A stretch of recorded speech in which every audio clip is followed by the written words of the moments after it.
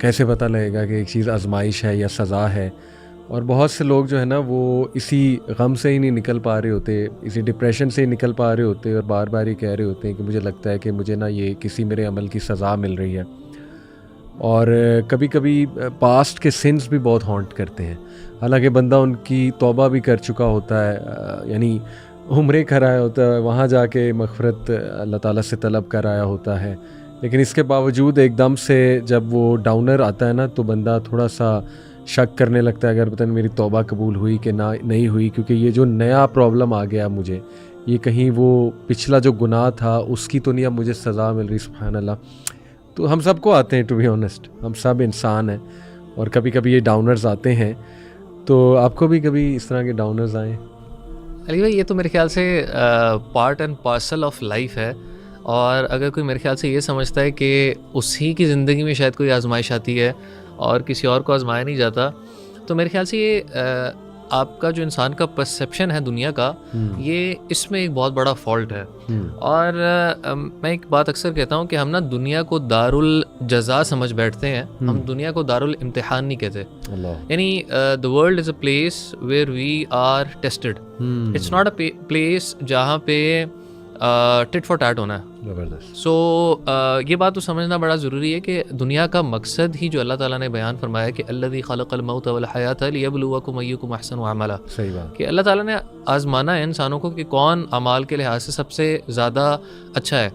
اور سورہ بقرہ کا اگر آپ وہ کانٹیکسٹ دیکھتے ہیں تو اس میں تو اللہ تعالیٰ نے اتنی یعنی ایمفیسس کے ساتھ بات کہی ہے کہ وَلَنَبْلُوَنَّكُمْ بِشَيْءٍ مِّنَ الْخَوْفِ وَالْجُوعِ وَنَقْصٍ مِّنَ الْأَمْوَالِ وَالْأَنفُسِ وَالثَّمَرَاتِ, کہ ہم نے تمہیں آزمانا ہی آزمانا ہے, چاہے جان کا نقصان ہو, مالوں کا نقصان ہو. سو یہ ایک ایسی چیز ہے جو کہ پری ڈیسٹنڈ ہے کہ آزمائش تو ہونی ہونی ہے. سو یہ ایک پرسیپشن اگر ہم اپنے دماغ میں سیٹ کر لیں تو یعنی پریشانیوں کا آدھا حل تو یہی ہے. صحیح بات. اور پریشانیاں ظاہری سی بات ہے جس طرح ہر بندے کی زندگی میں آتی ہیں, میری اور آپ کی زندگی میں بھی آتی ہیں, تو میرے خیال سے آگے چل کے ہم کچھ نہ کچھ وہ شیئر بھی کریں گے ضرور. زبردست, بالکل ٹھیک ہے. اچھا, یہ ایک امام القیم کا کوٹ آپ کے سامنے رکھتا ہوں. ویسے تو یہ کوٹ ہم سمجھ جائیں نا تو سارا پوڈ کاسٹ جو ہے نا وہ اسی سے کور ہو سکتا ہے. سبحان اللہ. انہوں نے کہا life is a journey from one worry to another accept those who turn every worry into worship. سبحان اللہ. یعنی سبحان اللہ کتنی ڈیپتھ ہے کہ دیکھیں اس میں انہوں نے کوئی وہ سبز باغ میں نہیں دکھائے ہاں جی کہ وریز نہیں آئیں گی, bed of roses in life. Worries تو آئیں گی from one worry to another. ابھی آپ ایک سے نکلتے ہیں سبحان اللہ, کوئی کچھ اور آ جاتا ہے, لیکن صرف وہ لوگ اچھی زندگی گزار جاتے ہیں, اچھا سروائیو کر جاتے ہیں جو ان وریز کو ورشپ میں, دعا از ورشپ, نماز اپنی بہتر کرنا that is obviously part of worship, یا اللہ تعالیٰ پہ توکل کرنا, اللہ کے اور قریب ہونا. تو بڑا جاندار کوٹ ہے, بڑا خوبصورت کوٹ ہے کہ ہر وری کو جو ہے نا وہ اس میں جو کنورٹ کرتے ہیں وہی لوگ جو ہے نا وہ ہوتے ہیں. اچھا علی بھائی, اس کے اندر نا میں ایک چیز ایڈ کروں گا کہ یہ جو بات ہے نا آزمائشوں سے ریلیٹڈ, میں چاہتا ہوں کہ کچھ نا ڈسکلیمرز اگر ہم ڈسکس کر لیں, اگر آپ کے وہ ذہن میں ہیں, it makes your life very easy. جس کے اندر ہم نے پہلی بات تو یہ بھی کی نا کہ آپ یہ سمجھ لیں کہ دنیا جو ہے it's a place of test, یہاں پہ آزمائش ہونی ہی ہونی ہے. تو اگر آپ بائی ڈیفالٹ اپنی یہ مائنڈ سیٹ ایک بنا لیں گے تو آپ کے لیے مسئلے حل ہو جائیں گے. اور بڑی ایک پیاری بات کسی نے کہی تھی کہ آپ غور کریں کہ اللہ تعالیٰ سورہ انشراح کے اندر فرماتے ہیں کہ ان مع العسر یسرا, ہر مصیبت کے ساتھ آسانی ہے. اللہ تعالیٰ نے یہ نہیں فرمایا کہ ان مع اليسر یسرا, ہر آسانی کے ساتھ مشکل ہے. یعنی ایک پازیٹیو پرسپیکٹو دیا ہے کہ جو تمہارے پر مشکل آئی ہے نا اس کے بعد آسانی آنی ہے. ٹھیک ہے, یہ نہیں کہا کہ ہر آسانی کے بعد تمہیں مشکل میں آنی ہے. اس کا ٹرانسلیٹ بعد ہے یا ساتھ ہے, یعنی اس کے ساتھ, یعنی جب مشکل آئے گی it will be followed with یعنی ایک ایسا پیریڈ بھی آئے گا, پھر آپ کی آسانیاں بھی ہوں گی انشاءاللہ. کیونکہ میں نے ایک اسکالر کہتے سنا ہے کہ ساتھ لگی آ رہی ہوتی ہے, وہ اٹیچ ہے نا, ایک کے بعد دوسری, ایک کے بعد دوسری. بالکل. سو ایک یہاں پہ پازیٹیو ایسپیکٹ اللہ تعالیٰ نے مینشن کیا ہے. اچھا, اس میں نا ابن القیم رحمہ اللہ کی ایک بک ہے ٹرائلز اینڈ ٹریبولیشنز, بڑی اچھی کتاب ہے, اگر لوگ چاہیں گے پڑھنا تو اس کو بھی پڑھیں.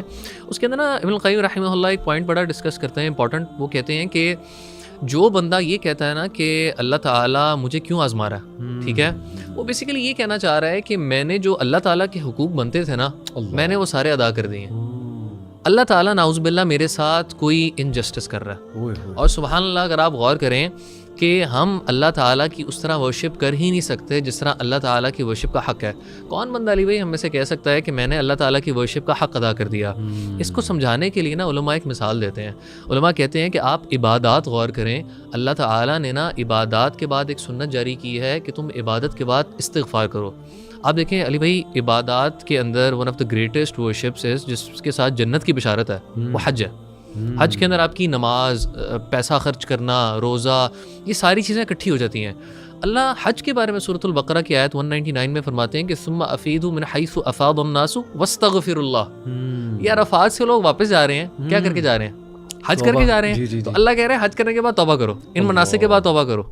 یعنی کس چیز کی توبہ کرنی ہے؟ تو علماء فرماتے ہیں کہ یہ استغفار اس چیز کا ہے کہ ہم اللہ کی ورشپ ایسے کر ہی نہیں سکتے جس طرح ورشپ کا حق ہے. آپ نماز دیکھ لیں، سلام پھیرتے ہیں السلام علیکم ورحمۃ اللہ، السلام علیکم ورحمۃ اللہ. ہم کیا پڑھتے ہیں؟ اللہ اکبر، استغفر اللہ، استغفر اللہ، استغفر اللہ. سو یہ دو چیزیں جو ہے نا خاص طور پہ کہ life is a test and ہم اللہ کی ورشپ ایسے کر ہی نہیں سکتے کہ جس طرح ورشپ کا حق ہے.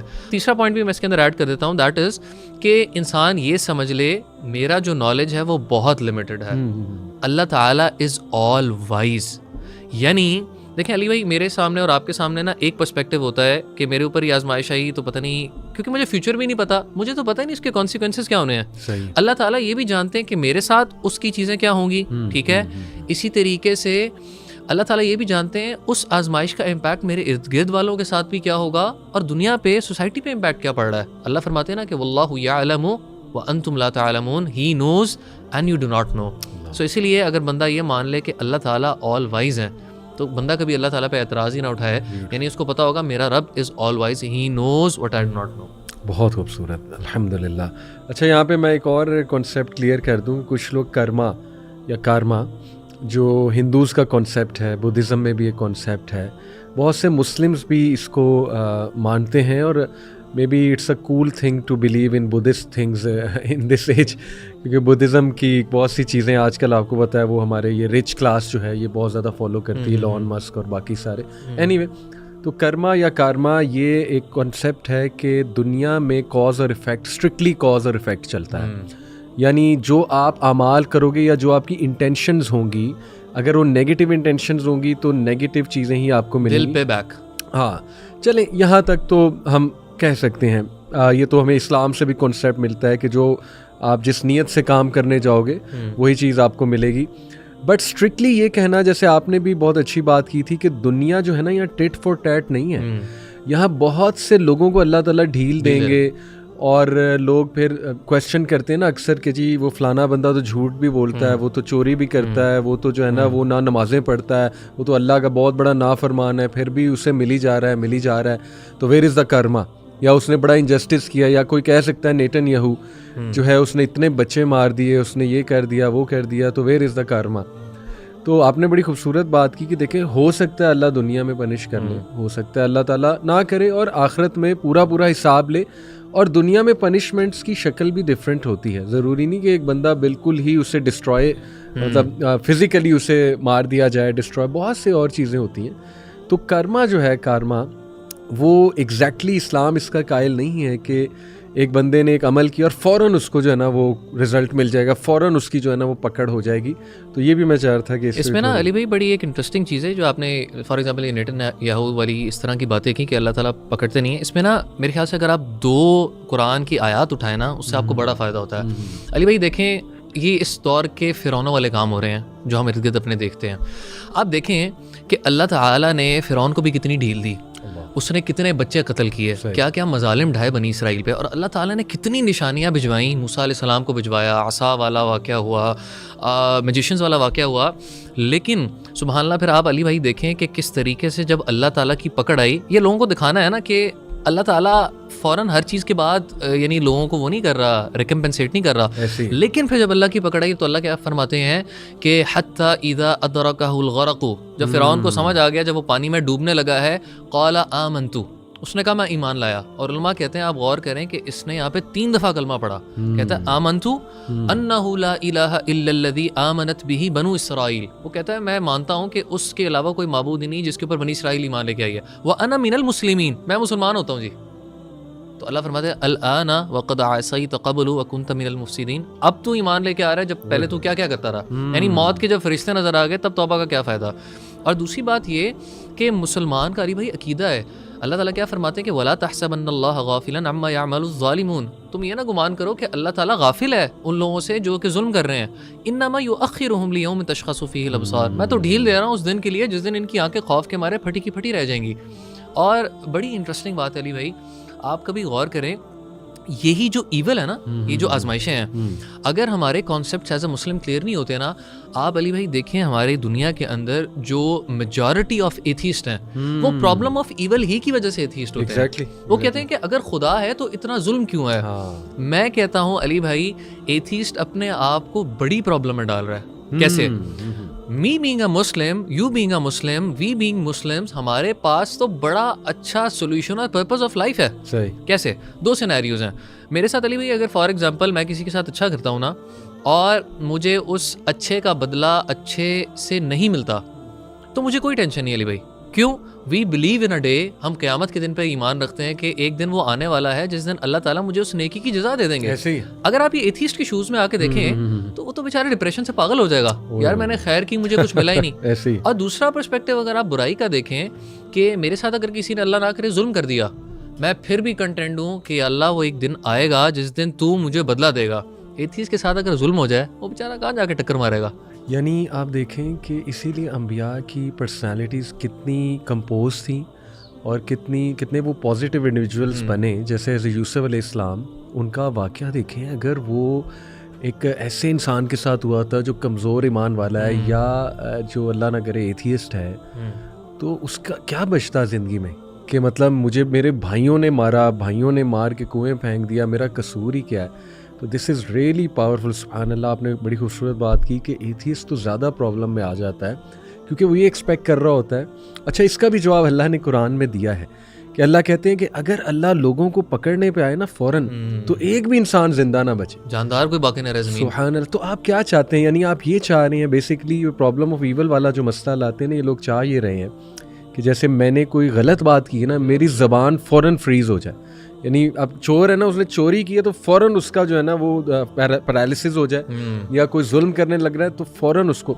تو اللہ نوز بیسٹ کہ کیسے معاملات چل رہے ہیں، سبحان اللہ، اور کیسے اللہ نے مینیج کرنا ہے اور کس کو کتنا ٹائم دینا ہے، کس نے کب توبہ کرنا ہے. سبحان اللہ. میں اکثر اسٹوڈنٹس کو یہ مثال دیتا ہوں، آپ نے جس طرح بات کی نا، میں اسٹوڈنٹس کو مثال دیتا ہوں. میں کہتا ہوں کہ آپ امیجن کرو یہ اللہ تعالیٰ کا کتنا بڑا کرم ہے ہمارے اوپر. اگر تم ایک دفعہ اپنی نظر کسی غلط چیز پہ اٹھاؤ اور اللہ تعالیٰ تمہاری نظر تم سے چھین لیں تو کیا خوش رہو گے؟ یعنی تو اللہ تعالیٰ کی بڑی رحمت ہے کہ اللہ تعالیٰ بیسیکلی ہمیں آگے چلنے دے رہے ہیں. اور دوسرا بھائی یہاں پہ ایک بات میں ایڈ کروں گا کہ نا مائنڈ سیٹ کا کلیئر ہونا بڑا ضروری ہے ایک لحاظ سے. وہ یہ ہے کہ دیکھیں فار ایگزامپل علی بھائی میرے اور آپ کے اوپر آزمائش اگر آ جاتی ہے، ٹھیک ہے، تو دو چیزیں ہو سکتی ہیں. یا تو میرا مائنڈ سیٹ ہو کہ میں کمپلین کرنے لگ جاؤں، یہ کیوں ہو رہا ہے، کب ختم ہوگا، کیا ہے، کیوں ہے. اور دوسرا مائنڈ سیٹ ہے کہ میں اس پہ راضی ہو جاؤں. اچھا، اگر میں کمپلین کرتا ہوں نا، this adds to the problem. یعنی ایک پریشانی کی تکلیف الگ ہے، اس کے اوپر میرا ویل کرنا اور پرابلم کو بڑھائے گا. لیکن اگر میں اس کے اوپر صبر کر لیتا ہوں، اگر میں مائنڈ سیٹ تیار کر لیتا ہوں اپنا، تو میرے لیے اس پریشانی کو انڈیور کرنا آسان ہو جائے گا. صحیح بات.